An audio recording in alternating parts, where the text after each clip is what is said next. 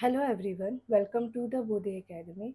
Today we'll start with Standard 8 Geography, that is Agriculture Lesson, Chapter 3.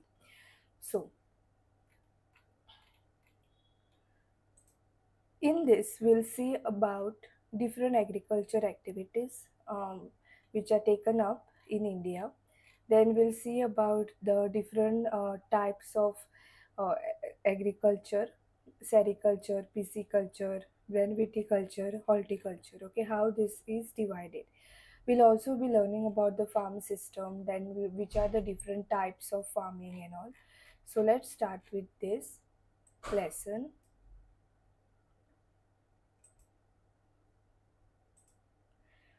So, Guruprit, Madhu, and Tina were walking through the village where they saw a farmer tilling land. The farmer told them that he was growing wheat and had just added manure to the soil to make it more fertile. So they were just walking through the village and they saw that one farmer he was tilling land. So they asked farmer what he was doing. So he said he is stealing the land in order to grow wheat, and he just added the soil to it to make it more fertile. Okay. So he told the children that wheat will fetch a good price in the mandi, means the bazaar, marketplace, where it will be taken to factories to make bread and biscuits from flour. This transformation from a plant to a finished product involves three types of economic activities. So here we'll be learning about what are the different types of economic activities. So economic activities are divided into primary, secondary and tertiary sector.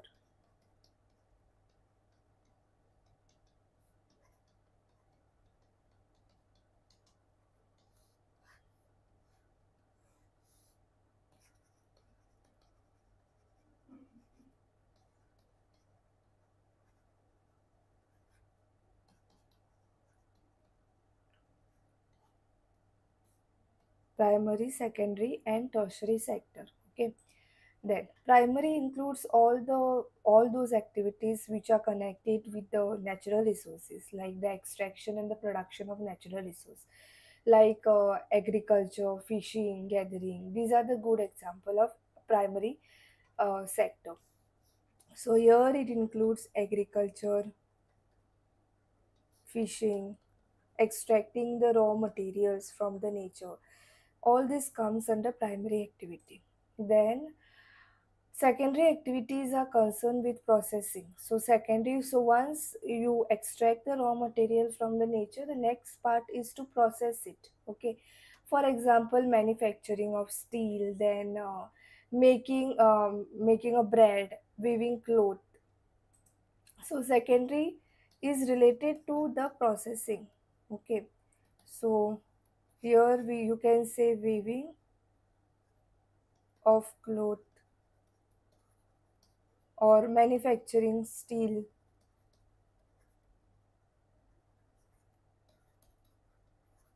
Okay, then. So these are some of the example of secondary activities. Then tertiary activities provide support to the primary and secondary sector. So tertiary activity is very important over here, as whatever is being produced, it is transported. Okay, that transportation activities comes under tertiary sector. So tertiary activities provide support to the primary and secondary through services. So tertiary sector basically it provides services. Okay. So services, transport, trade, banking, insurance, advertising. Transport, trade, banking, insurance, advertising. Okay. Then these are the example of tertiary activities. Then agriculture is a primary activity, and it includes growing crops, fruits, vegetable, flowers, rearing of livestock. So in the world, 50% of persons are engaged in agriculture activity, and two-thirds of India's population, they are still dependent on agriculture.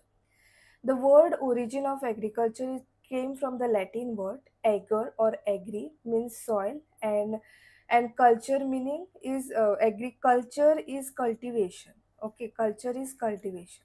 Then favorable topography of soil and climate are vital for agriculture activity. So, in order to take the agriculture activity, there should be proper climate conditions. The land on which the crops are grown is known as arable land. So, sometimes the question asks, what is arable land? So, the answer is the land on which the crops are grown is arable land. In the map, so here in this map, you can see that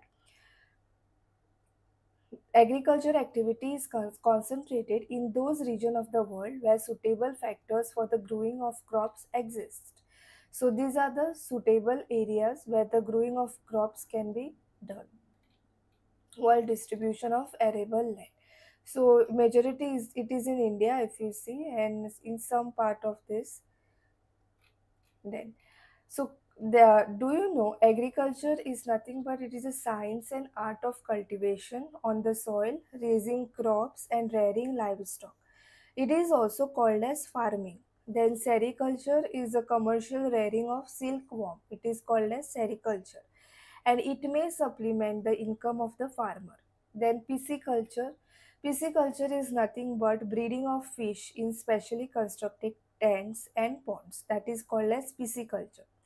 Then viticulture is cultivation of grapes, that is viticulture. Horticulture is growing vegetable, flowers, fruits for commercial purpose, that is called as horticulture. Next we'll see about the farm system. Agriculture or farming can be looked at a system. The important inputs are seeds, fertilizers, machinery, and labor. So these are the important inputs which are important for farming, like seeds, fertilizer, machinery, and the labors. So if you see in figure 3.2, the farm system of an arable farm is given, arable land. So first input you require like machinery, seeds, capital investment you require, chemicals, plowing, sowing, spraying, okay, and the output which come is crop. Okay, then physical and human farm inputs. So human inputs we require storage, labor, machinery, and chemical. And physical input it includes plant require sunshine, then the proper temperature, rainfall it require, okay, the plain area, the soil, okay.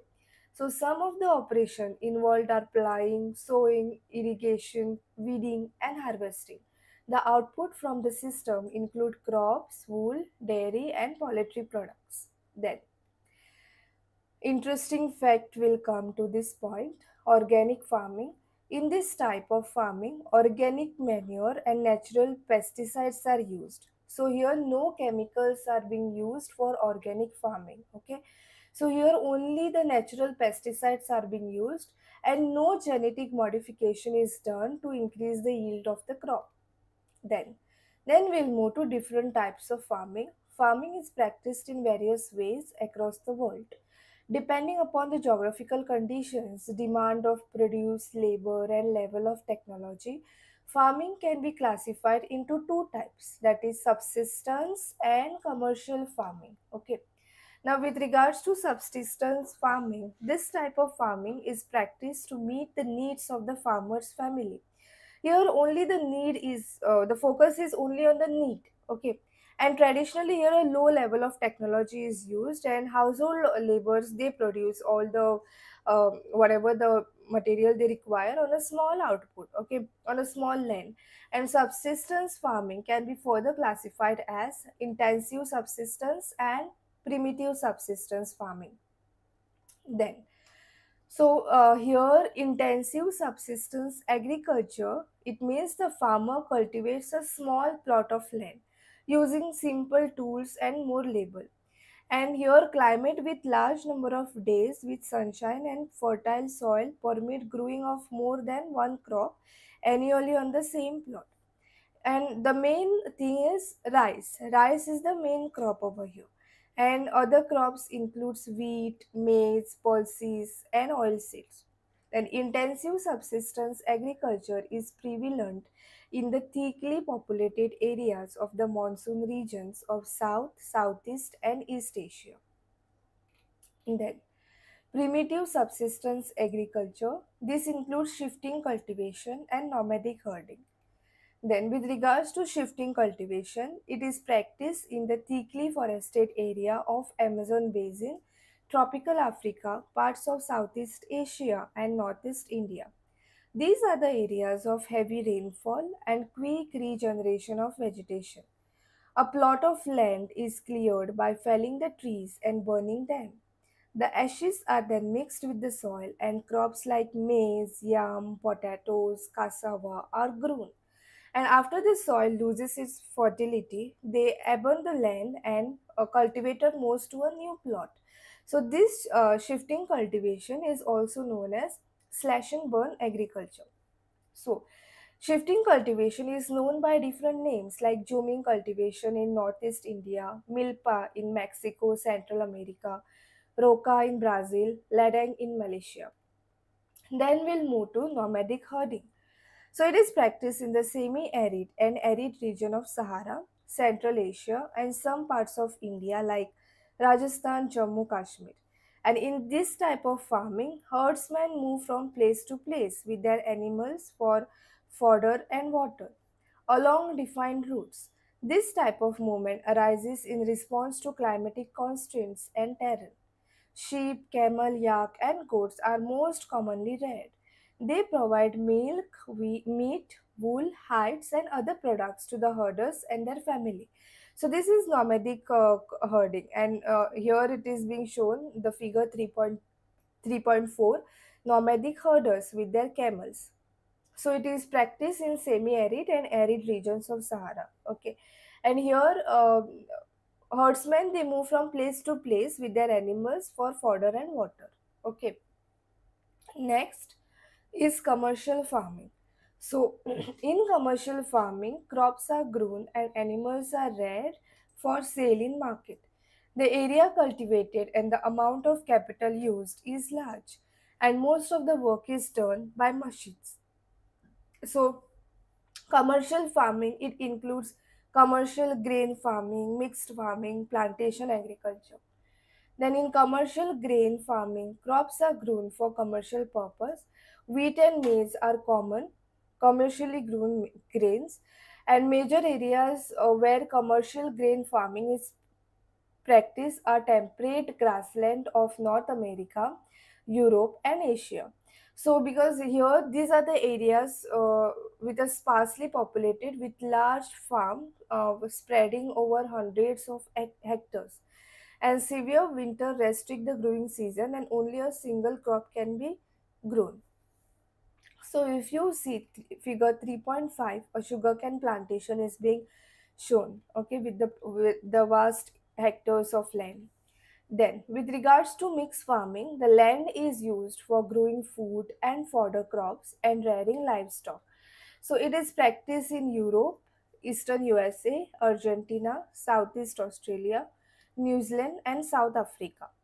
Then, plantations with like different types of plantation, like commercial farming, where single crop is being grown for commercial purpose like tea, coffee, sugarcane, cashew, rubber, banana or cotton are grown. And large amount of labor and capital is required in order to maintain all these things. The produce may be processed on the farm itself or in nearby factories. The development of transport network is thus essential for such farming. Major plantations here found are tropical regions of the world, rubber in Malaysia, coffee in Brazil, tea in India and Sri Lanka. These are some of the examples. So here you can see figure 3.6, a banana plantation is being shown. Then we'll move to the major crops. A large variety of crops are grown to meet the requirement of the growing population. Crops also supply raw material for agro-based industries. Then major food crops here are wheat, rice, maize and millets. Jute and cotton, these are fiber crops, okay? And important beverage crops are tea and coffee. Then rice is one of the major food of the world, as we know, and it is a staple diet of tropical and subtropical region. Rice needs high temperature, high humidity, and rainfall, and it grows best in alluvial clay soil, which can retain water. China leads in the production of rice, followed by India, Japan, Sri Lanka, and Egypt. In favorable climatic conditions, as in West Bengal and Bangladesh, 2 to 3 crops are grown in a year. Okay, then wheat, it requires a moderate temperature and rainfall during growing season, and it requires a bright sunshine at the time of harvest. It thrives best in well-drained, loamy soil. Wheat is grown extensively in USA, Canada, Argentina, Russia, Ukraine, Australia, and India. In India, it is grown in winter. Then, with regards to millets, they are also known as coarse grains and can be grown on less fertile and sandy soil. It is a hardy crop that needs low rainfall and high to moderate temperature and adequate rainfall. Jowar, bajra, and ragi are grown in India. Other countries are Nigeria, China, and Niger. Then, maize. With regards to maize, it is also known as corn. Various colorful varieties of maize are found across the world. So, here, different colorful varieties of maize are being shown. So, maize cultivation. Maize requires moderate temperature, rainfall, and lots of sunshine. It needs well drained fertile soils. Maize is grown in North America, Brazil, China, Russia, Canada, India, and Mexico. So it requires a moderate temperature and rainfall, okay, and it requires a lot of sunshine. Then, with regards to cotton cultivation, cotton requires high temperature and a very light rainfall, 210 frost free days, and a bright sunshine for its growth. It grows best on black and alluvial soil. China, USA, India, Pakistan, Brazil, Egypt are the leading producers of cotton. It is one of the main raw material for the cotton textile industry. Then, with regards to jute, jute was also known as a golden fiber and it grows well on alluvial soil and requires high temperature, heavy rainfall, and a humid climate. This crop is being grown in the tropical areas of India and Bangladesh. Okay, and these are the leading producer of jute. Then, with regards to coffee plant, who discovered the coffee plant? There are different versions about the discovery of coffee. In about AD 850, Kaldi, an Arab goat herder who was puzzled by the queer antics of his flock, tasted the berries of the evergreen bush on which the goats were feeding. On experiencing a sense of exhilaration, he proclaimed his discovery to the world. Then, so coffee requires a warm and wet climate and a well-drained loamy soil. Hill slopes are more suitable for growth of this crop. And Brazil is a leading producer of coffee, followed by Colombia and India. Then next is tea. Tea is beverage crop grown on plantation and this requires a cool climate and well distributed high rainfall throughout the year.